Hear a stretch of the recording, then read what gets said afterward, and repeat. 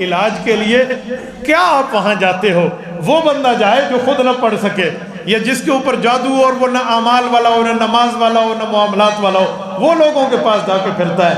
اگر روزانہ سوتے وقت یہ 2 صورتیں کوئی پڑھ لے، اس کے اوپر کبھی جادو نہیں ہو سکتا۔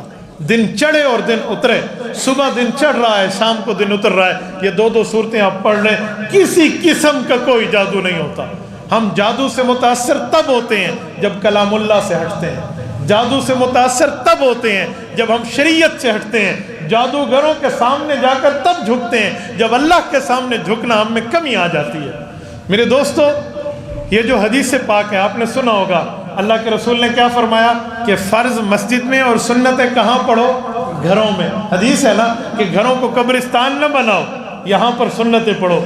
ایک تو وجہ ہے کہ حضور کا حکم پورا ہوتا ہے گھر میں پڑھو، ایک اور ثواب ہے گھر میں سنت پڑھ کے مسجد جائیں گے تو حدیث میں ایسا ثواب ہوگا جیسے احرام باندھ کے کوئی بندہ حرم جا رہا ہو، بہت بڑا اجر ہے۔ ایک فائدہ اور بھی، وہ کیا ہے؟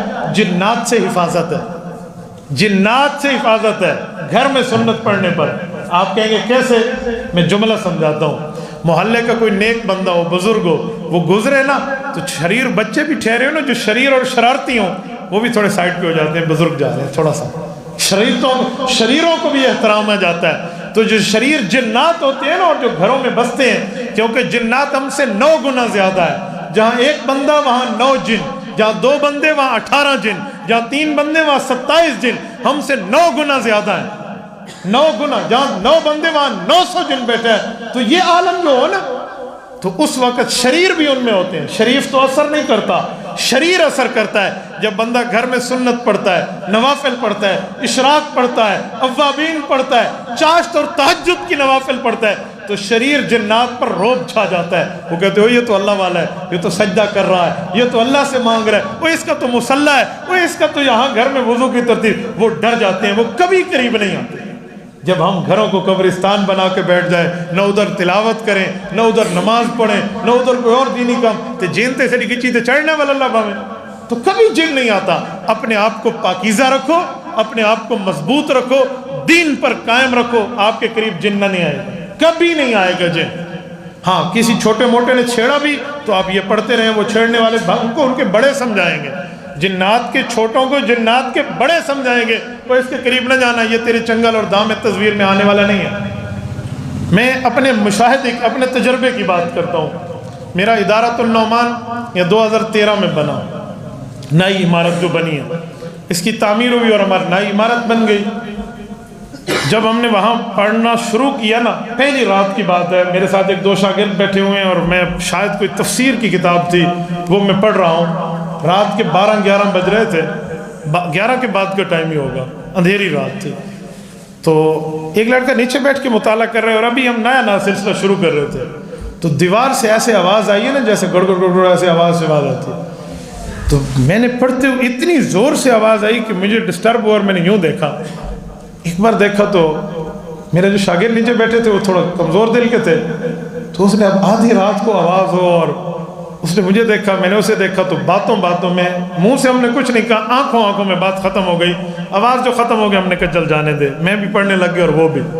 کچھ ٹائم بعد دوبارہ تو پھر اس نے مجھے دیکھا، مجھے سمجھ آ گیا کہ یہ پریشان ہو جائے گا، تو میں نے کہا کیا یہ آواز کیا؟ اب وہ ایسی آواز نہیں تھی کہ کوئی پڑوسیوں گھر سے آ رہی ہو، تو میں نے اسے کہا اللہ کے بندے یہ سردیوں میں لوہا سکڑتا ہے، یہ گارڈروں کی آواز ہے، سمجھانے کے لیے لوہا سکڑ، ہمیں بزرگ تو یہی کہتے ہیں گرمیوں میں پھیلتا ہے سردیوں میں سکڑتا ہے۔ اب اسے تسلی، میں نے کہا لوہا شاید سکڑ رہا ہے، مجھے کہتا ہے استاد جی داڑھی میرے منہ تے آ گئی، آج تک لوہے دی آواز ہے جی میں نہیں سنی۔ میں نے کہا جانے دے، چلو بات آئی گئی ہو گئی۔ تیسری بار آواز آئی نا تو وہ کھسک کے میرے پاس آ گیا، میں نے کہا لوہے کو آپ سنبھالو۔ یقین مانے میں کوئی عامل نہیں ہوں، لیکن ایک بات ہے، میں گھر میں الحمدللہ تلاوت بھی کرتا ہوں، گھر میں مطالعہ بھی کرتا ہوں، سنت بھی پڑھتا ہوں، اور پلید کبھی نہیں گھومتا، پلید کبھی کوئی کھانا پینا نہیں کرتا اور کسی پر ظلم نہیں کرتا۔ تو مجھے یقین تھا کہ میں نے اگر ان جن سے بات کی تو یہ مان جائیں گے۔ ایک آسا صاحب پڑا ہوا تھا ڈنڈا، وہ میں نے اٹھایا اور نیچے کارپیٹ پہ مارا، میں نے کہا سنو، جیسے آواز بات کرنے کا طریقہ ہوتا ہے نا، حضرت درخواستی فرماتے تھے گھروں میں کچھ ہو نا تو جو بندہ نماز قرآن والا ہو وہ بات کر سکتا ہے، تو میں نے کہا اے سنو، مجھے چھیڑنے آئے ہو، شرم نہیں آتی تمہیں؟ میں اللہ کا قرآن پڑھ رہا ہوں کہ پیو مادے کس سے نہیں پڑھ رہا. اور میں نے ایسے ان کو امپریس کیا نا، دبایا جیسے دبانے کا حق ہوتا ہے. اردو میں، عربی میں، انگلش ٹوٹی پوٹی جتنی زبانیں، فارسی میں جو زبان مجھے آتی تھی میں نے ہر زبان میں انہیں کہا. بس ایک ان کی ماں میں ان کو گالی نہیں دی، باقی جو ہوتا تھا میں نے کہہ دیا. تو میں نے کہا خبردار جو تم نے مجھے چھیڑا، کہ میں نے اللہ کے لیے جگہ بنوائی ہے، پوچھو اپنے ماں باپ سے جا کر، ہمیں چھیڑنے نہ ہو کسی اور کے پاس جانا. 2013 آج 2021 میرے سامنے اللہ کا قرآن ہے، میرے ادارے میں کبھی کوئی مسئلہ نہیں ہوا. کیوں؟ آپ حدیث پاک پہ عمل کریں، قرآن پہ عمل کریں. جن آپ سے دوڑے گا، حقیقت میں آپ سے دوڑے گا. اور جنات ایسے دوڑتے ہیں نمازی سے جیسے دوڑنے کا حق ہو. میرے ایک شاگرد ہیں، اس کے بھائی کے اوپر ایک پری عاشق تھی، مجھے نہیں پتا عاشق ہے، تو وہ کہتا تھا میرے اوپر پری آ جاتی ہے اور وہ باتیں کرتی ہے فلاں. ایک دن میں ان کے گھر دعوت پہ بیٹھا تھا اور اس کے بھائی کے اوپر پری آ گئی، دوسرے کمرے میں تھا. جب پری آتی تو 3 گھنٹے اس کے قریب کوئی نہ جاتا اور وہ تھپڑ جھپڑ مارتا. تو میں نے سورۃ الجن پڑھی اور میں نے کہا مجھے لے جاؤ اس کے کمرے میں. وہ مجھے لے گئے تو بالکل سکون سے وہ لڑکا اٹھ کے بیٹھ گیا. شریعت ہے بالکل سکون کے ساتھ نا. تو میں نے کہا مجھے بھی پری دیکھنے کا شوق ہے. صاحب کو دکھاؤ کہ جی ہوتی ہے.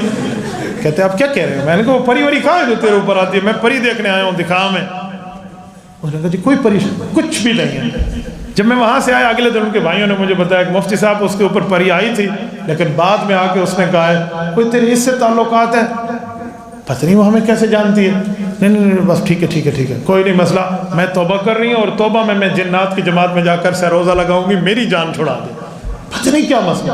صرف اور صرف بندہ کلام اللہ کی غیرت اتنی ہے، الفاظ نبوی اور الفاظ خدا کی اتنی غیرت ہے کہ جن مرعوب ہو جاتا ہے. اور جو جنات سے ڈرتا ہے جن اسے مزید ڈراتے ہیں. ایسے یار ایک جملہ آپ نے اردو میں سنا ہوگا کہ میری بلی مجھے میاؤں. یہ جملہ ہے یا نہیں؟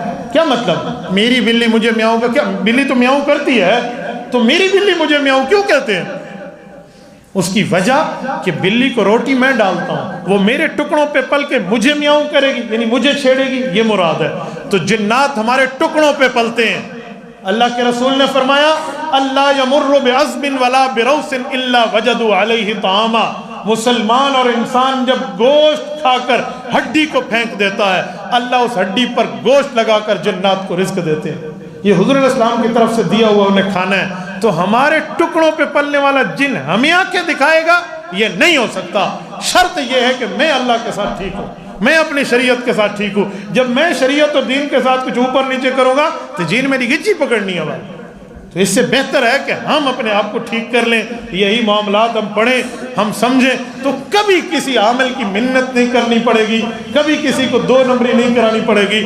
جادو ہو بھی گیا تو ٹوٹ جائے گا، ہو بھی گیا تو ٹوٹ جائے گا. ایسے ٹوٹے گا جیسے ٹوٹنے کا حق ہو. یہ منزل کی روزانہ کی بنیاد پر ایک بار آپ پڑھ لیں، صبح شام کے یہی صورتیں پڑھ لیں، بچوں کو سمجھائیں. جو پڑھ سکے تو وہ پڑھیں، جو نہ پڑھ سکے بچوں کے اوپر پھونک دیں. کسی قسم کا کوئی جن نہیں آئے گا. تبارک الذی